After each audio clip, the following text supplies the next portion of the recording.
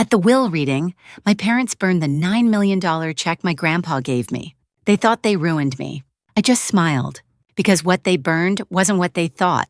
Hi there, I'm Evelyn Blake, just Evie to most people. I'm 29, born and raised in Burlington, Vermont. By day, I'm a freelance graphic designer. I've been doing this since I graduated about 7 years ago. Mostly small business branding, clean lines, earthy palettes, that kind of thing. I'm not rich. I'm not famous. And honestly, I've lived most of my life in the shadow of my family. My father, Douglas Blake, runs a pretty big construction company in New England. My mother, Marjorie, is what people politely call well-connected. Country club board member, chair of this charity, patron of that. The Blakes care deeply about appearances.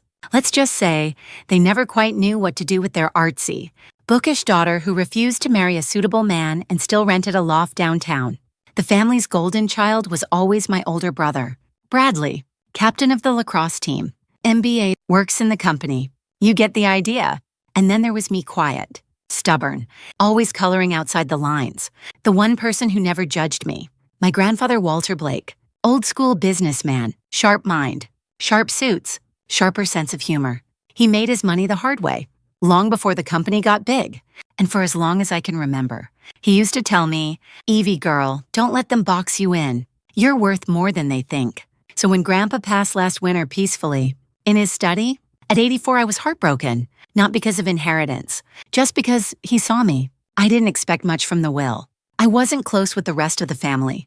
The will reading was set for a rainy Thursday afternoon at the law office of Mason & Kellogg LLP, the firm Grandpa had trusted for years. Small conference room, big oak table, too many leather chairs. The usual suspects were there. My parents, Bradley and his wife Camille, a few other distant cousins. I showed up in my best black turtleneck and coat not because anyone cared how I looked, but because it felt like armor. Mr. Harvey Mason, Grandpa's lawyer, started reading through the will in that slow, clipped legal tone. Specific bequests to cousins, charitable donations, shares of the company to Bradley, no surprise. And then, to my granddaughter Evelyn Blake, a personal bequest of $9 million. With no restrictions, the room went dead silent. You could hear the grandfather clock in the hall ticking. $9 million. I swear I heard Camille choke on her sparkling water. And then came the look. From my parents. That tight. Furious. Seething glare, like how dare I be the one to receive this. Harvey pulled out an envelope, heavy cream paper. Inside, a single bank check.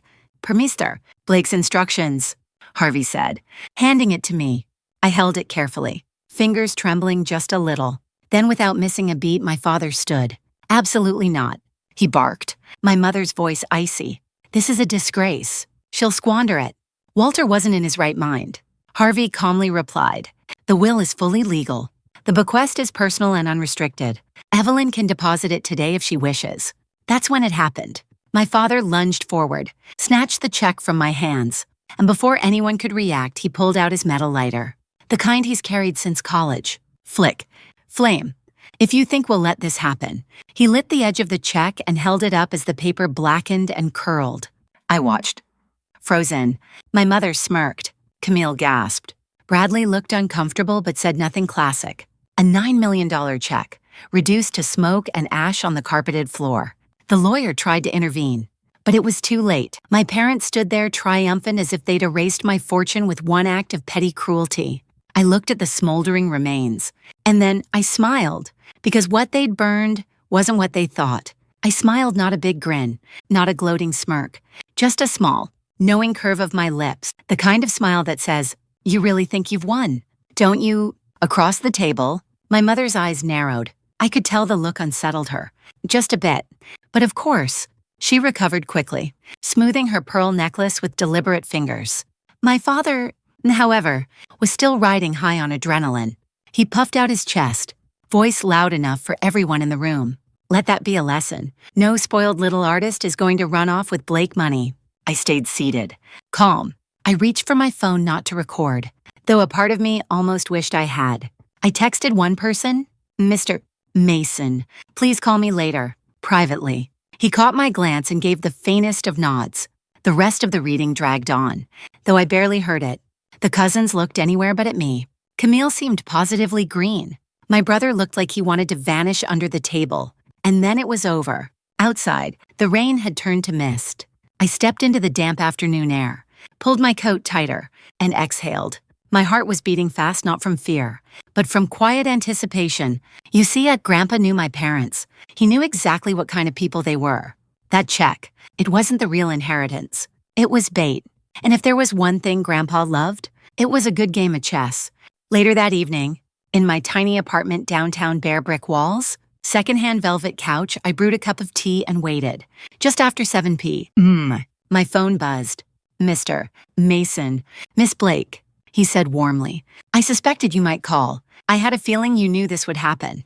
I replied. He chuckled softly. Your grandfather was a meticulous planner. The check was merely ceremonial, a piece of paper. The true structure of your bequest is somewhat more protected. Go on, I prompted, fingers curling around the warm mug.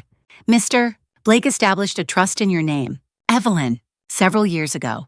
The funds are held in a secure account, not a check. Not cash. The trust is locked with terms your parents cannot override. The paper they burned today was nothing more than a placeholder. I let out a long breath. Relief. Amusement. Gratitude all tangled up. I thought he might have done something like that. I murmured. You were his favorite. Mr. Mason said. He often spoke of your strength. He wanted you to have what was yours and to finally stand on your own, free of their control. I felt my throat tighten unexpectedly. Thank you, I whispered. Thank you for helping him, and for helping me. We're not done yet. He replied gently. I suggest you come by the office tomorrow. There are letters, documents, things you should see. The next morning, under a pale winter sun, I sat across from Mr. Mason in his quiet office. He handed me a worn leather folder, tied with a red ribbon. Inside, letters from Grandpa, copies of the trust documents, notes on the trust structure, overseen by a financial manager Grandpa had trusted for decades, Lorraine Patel, and one short note. In Grandpa's unmistakable handwriting, Evie girl, if you're reading this, they've done what I expected. But remember, you are always 3 moves ahead. Be patient. The game is yours now. That afternoon, I called Ms. Patel. She was sharp, no nonsense, with a voice like polished oak. After confirming my identity, she explained, your trust is intact. Your parents cannot touch it. Legally. They have no standing. But they'll try, I said quietly. They might. She agreed. But your grandfather planned for that too. If you'd like, we can begin steps to assert full access. Quietly. On your terms. I smiled again, this time with more confidence. Yes, I said. Let's begin. Of course, my parents weren't going to let things lie. The next evening, a letter arrived at my apartment hand-delivered. Heavy cream envelope. The Blake family crest embossed in gold. Inside, Tertiaire. Type note from my father. Return home. We need to discuss your recent windfall. Before you make any foolish mistakes. Not a request. A command. And I knew then, they had no idea the check was never the real prize. This was going to be fun. I held the letter for a long moment, letting its stiff edges crease between my fingers. Return home. The old Blake house, a sprawling colonial monstrosity on the edge of town, hadn't been home to me in years. I'd left at 19, carrying little more than a duffel bag and a stubborn refusal to be who they wanted. And yet, there it was. The same tone, the same expectation that I would fall in line. Scurry back obediently like a child caught sneaking out after curfew. Not this time. I texted Mr. Mason and Mims Patel, giving them a quick heads up. Neither was surprised. Proceed carefully, Mason wrote back. But remember legally, they have no claim over your trust or inheritance. Still, a small part of me wanted to face them, to see the flicker of doubt in their eyes when they realized their old tricks wouldn't work anymore. 2 days later, I drove up the long, tree-lined driveway in my modest little Subaru. The Blake estate stood cold and perfect. As always, white columns, black shutters, symmetrical hedges clipped within an inch of their lives. The whole place looked like it had been airbrushed for a magazine shoot. Inside, the marble-floored entry echoed with my steps. You came, my mother said, descending the staircase in a silk wrap, voice cool as glass. You invited me. I replied mildly, setting my coat on the hall table. My father appeared from the study, whiskey in hand, scowl already in place. We're going to settle this nonsense. Evelyn, he said without preamble, you've caused enough embarrassment already. You embarrassed yourselves. I said, tone steady. Burning a check in a law office. That'll be the talk of the club for weeks. His jaw tightened. My mother's lips thinned. They ushered me into the drawing room, overstuffed chairs, too many paintings of dead relatives, and closed the doors. Now, my father began, you will sign over whatever ridiculous trust Walter set up. We can't have you making poor decisions with Blake assets. You mean, decisions you don't control. I corrected. My mother's voice grew sharp. You've never understood responsibility. You've never respected this family. But we will not have you shaming us. I leaned back in my chair, feigning casual ease. You're assuming I can sign anything over, I said softly. Grandpa was very careful. The trust isn't exactly transferable. That gave them pause. Don't be clever. Evelyn, my father warned. We'll fight this in court if we have to. I smiled again, slow, deliberate. Go ahead, I said. But I've already spoken to the attorneys. You'll lose, and you'll look very foolish doing it. The silence that followed was thick enough to cut. I left soon after, refusing their strained offer to stay for dinner. The moment I pulled out of that driveway, my phone rang. Mr. Mason, I take it the meeting was productive. Oh, very, I replied. But they're going to escalate. Expected, he said. I'll prepare notices to preempt any false claims. And Ms. Patel is already tightening access protocols. Good, I said, because this isn't over. The next blow came a week later, an official letter from my parents' high-priced legal team. Pages of thinly veiled threats. Accusations that Grandpa had been unduly influenced. Suggestions that I was mentally unfit to manage the inheritance. Demands for a court review. I read every word with a calm that surprised even me. Then I forwarded the whole packet to Mr. Mason. As predicted, he texted back, "We'll handle it." But I knew better than to rely on lawyers alone. Grandpa had taught me, always keep one step ahead, and always have allies. That evening, over herbal tea and a slice of pie at my favorite little cafe, I met with Miss Patel in person. She was exactly as I'd imagined. Crisp blazer, wireframe glasses, eyes that missed nothing. Your grandfather trusted you, she said after our initial greetings. He knew they'd try this. That's why the trust is structured through multiple layers, independent managers, staggered releases. But I must warn you, they'll keep pushing. Let them, I replied. I'm done hiding. And I have an idea. She raised an eyebrow. Intrigued. Tell me, she said. And that's when the real planning began. Because if my parents wanted a fight, they were going to get one. And this time, I wasn't alone. The plan started small because that's how you win these things. Not with big, flashy moves, but with quiet steps that no one notices until the ground shifts beneath them. First, Ms. Patel initiated a formal audit of the trust standard procedure, but with one key difference. Every document, every transaction would now be monitored through an independent third party, with notifications sent directly to me. My parents couldn't slip in some underhanded motion without me knowing. Second, Mr. Mason filed an anticipatory petition with the probate court, a legal move that basically said, we see their accusations coming, and we're ready to disprove them before they even get a hearing. It also ensured that any slander about my mental unfitness would land on very unsympathetic ears. But the real ace up my sleeve, I was in Grandpa's letters. See, tucked between the legal jargon and trust documents, I'd found a short, personal note addressed to someone named Daniel Kerrigan. If things go badly, call Daniel. He'll know what to do. I asked Mr. Mason. He smiled faintly. Daniel Kerrigan, he said, was your grandfather's oldest friend. They served together. He's somewhat outside the family's social circles. Translation, not a country club crony. Someone my parents wouldn't have their hooks in. How do I find him? I asked.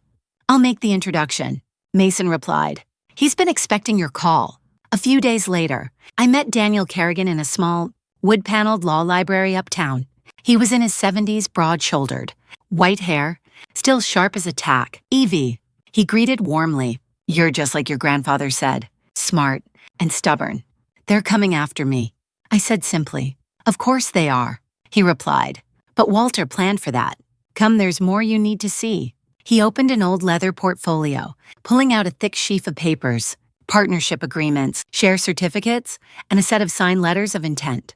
Your grandfather transferred a controlling share of several smaller company subsidiaries into your name, he explained. They aren't obvious. They won't show up in the main Blake construction books. But together, they hold substantial voting power. I blinked. You mean I can influence the company? You can do more than that, Daniel said. You can stop them from gutting it, or moving assets to cut you out. Walter wanted you protected not just with money, but with leverage. For the first time since this mess began, I felt something deeper than confidence. I felt powerful. Of course, just as Daniel had warned me, my parents made their next move. Another letter arrived this time from Bradley. Polite on the surface, but laced with implication. He wanted to meet privately, to clear the air, to avoid a public spectacle. In other words, they knew I had something, and they were scared. I replied coolly, I'll meet at a time and place of my choosing. And with counsel present, two could play this game. Behind the scenes, Daniel and Ms. Patel helped me prepare. We gathered financial records, verified the hidden shares, documented everything, every signature, every timestamp. And then, just when I thought things were settling, another twist. I received word that my parents were quietly trying to host a large Blake Foundation gala, an event they intended to use as a PR platform, to reinforce their image of control, and likely asked to spin the narrative against me. We can't let that happen, Daniel said firmly. No, I agreed, my voice calm. We'll use it, because what better stage than a room full of the very people they were desperate to impress? The trap was set, and soon, the real game would begin. The Blake Foundation Gala was set for the last Saturday in March, an annual tradition my parents used to flaunt their philanthropy to the Burlington elite. Politicians, business owners, old money families, they'd all be there. Cameras, too. Perfect. If they wanted a public spectacle, I'd give them one. Daniel and Mim Patel helped me quietly prepare. Every document was cross-referenced and notarized. We gathered written statements from Grandpa's closest associates, affirming his state of mind, his intentions, even his frustrations with my parents' controlling behavior over the years. The pièce de résistance. A sworn statement from Dr. Elaine Ward, Grandpa's longtime physician, confirming that Walter Blake had been of sound mind and excellent judgment up until his final days. We can't force them to let you speak at the gala, Daniel warned me. We won't need to, I said. They won't be able to stop the truth once it's out. Then, just days before the event, another curveball. A manila envelope slid under my apartment door late one night. No return address.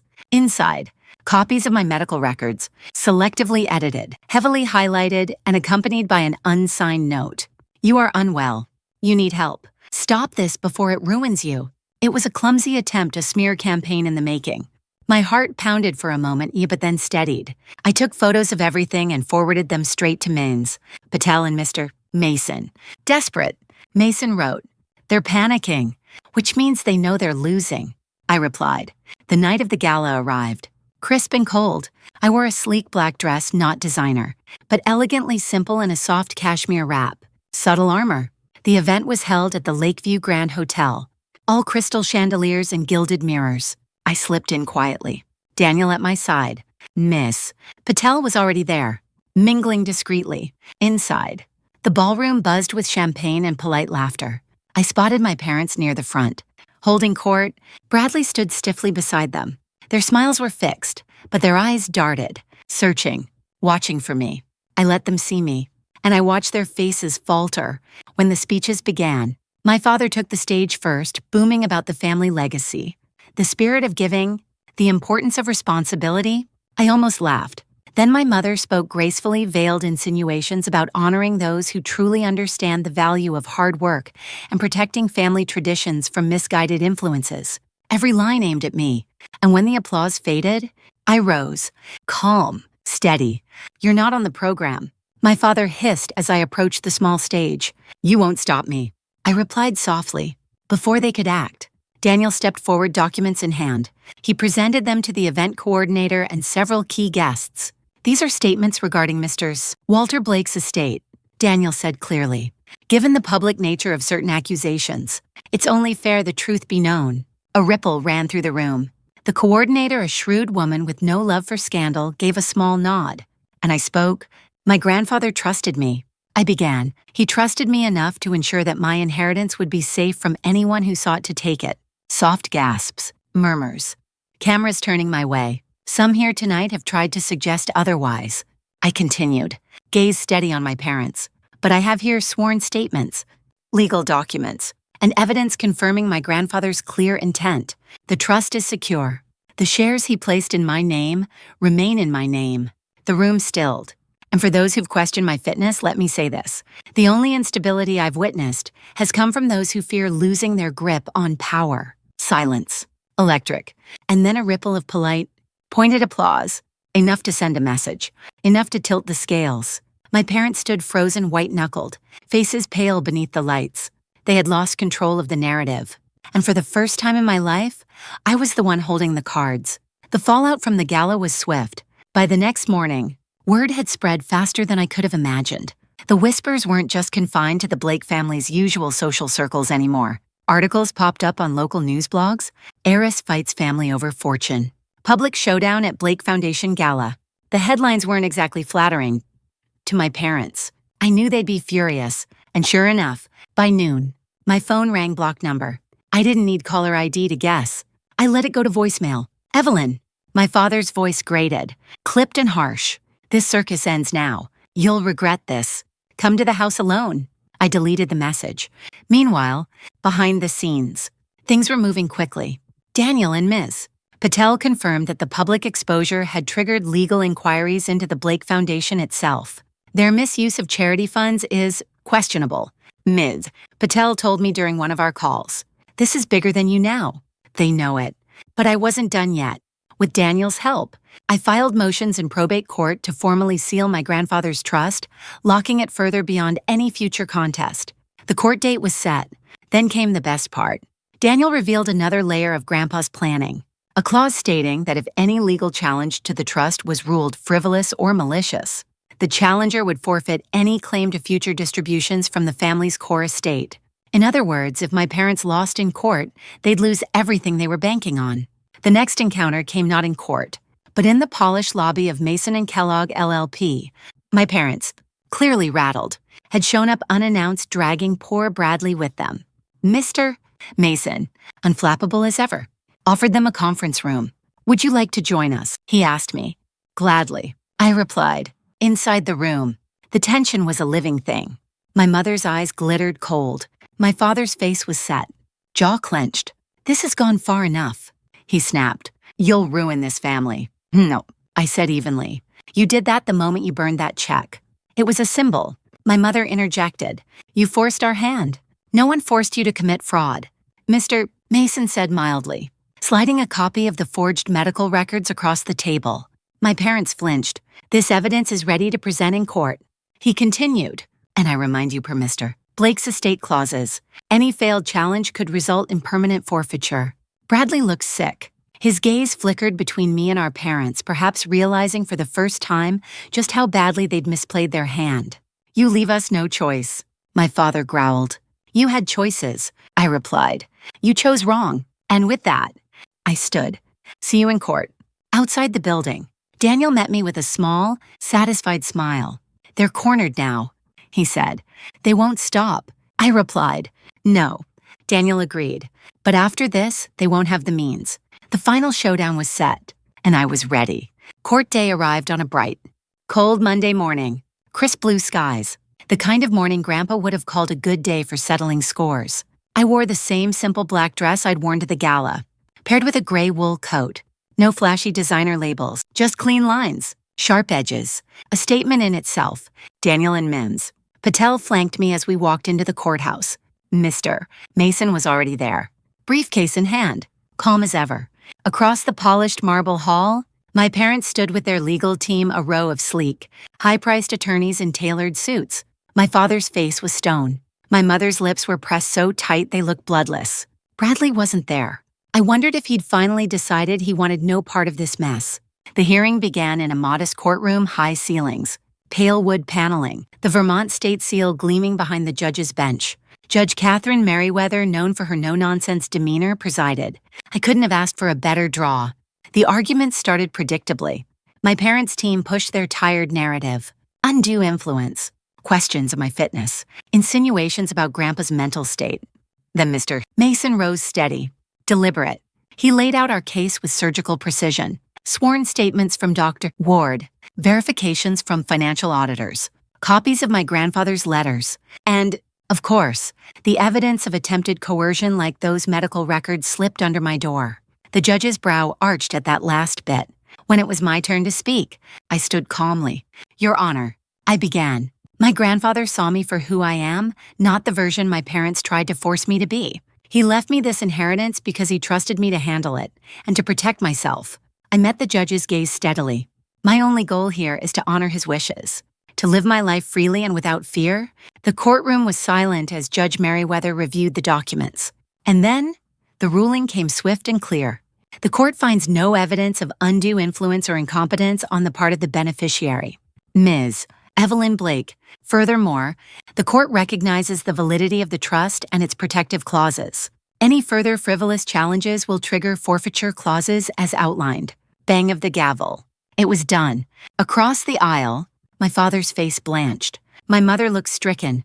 The attorneys shuffled their papers in defeat. They had lost, and with that loss came more than embarrassment. Under the terms of the estate, they were now disqualified from certain future distributions, millions they'd been counting on to fund their lifestyle. Their grip on the Blake fortune broke in. Outside, Daniel clapped a hand on my shoulder. Walter would be proud, he said quietly. Ms. Patel smiled faintly. You've done more than win. Evelyn, you've changed the game. I felt it then, a weight lifting. Years of being dismissed, controlled, diminished, falling away. I was free, and for the first time in my life, as I stepped out into that crisp Vermont morning, I wasn't afraid of what came next. I was ready for it. The weeks that followed moved in a kind of surreal calm. There were no more phone calls from my parents. No letters slid under my door. No desperate overtures from Bradley. The legal avenues were closed. The financial battles lost. In the space of a few weeks, they had gone from smug control to complete silence. I wasn't naive. I knew they were licking their wounds, scrambling to patch their public image. There were murmurs of charity events being postponed indefinitely, of renovations on their beloved estate being quietly halted. But that wasn't my concern anymore. What mattered was what came next. With Ms. Patel's guidance, I took full possession of my trust, moving the funds into responsible, well-structured investments. Not flashy, just stable.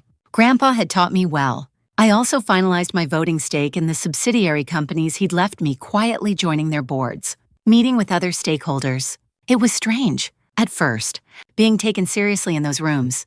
But slowly, I found my voice. The gallery downtown that had always seemed out of reach. I leased the space, a small dream, finally real, not as a vanity project, but as a place to build something lasting. As spring edged into summer, I visited Grandpa's grave. The cemetery was quiet, dappled with sun through the old maples. I knelt, laying fresh flowers on the stone. I did it. Grandpa, I whispered, I'm free. And somehow, in that still air, I could almost hear his voice. Told you. Evie girl. 3 moves ahead. I won't tell you that everything tied up in a neat little bow. Families don't work that way. My parents remain distant. I doubt they'll ever change. And truthfully, I don't need them to. Bradley sent me one message, a quiet apology. I told him I hoped he'd find his own way. Maybe he will. But me? I'm moving forward. On my terms. If there's one thing I've learned, it's this. Sometimes, the biggest victories aren't about revenge. They're about freedom. About reclaiming your life from those who thought they owned it. So wherever you are, if you're facing people who try to dim your light, to shrink your worth, remember this. You're stronger than they think. And you're always 3 moves ahead.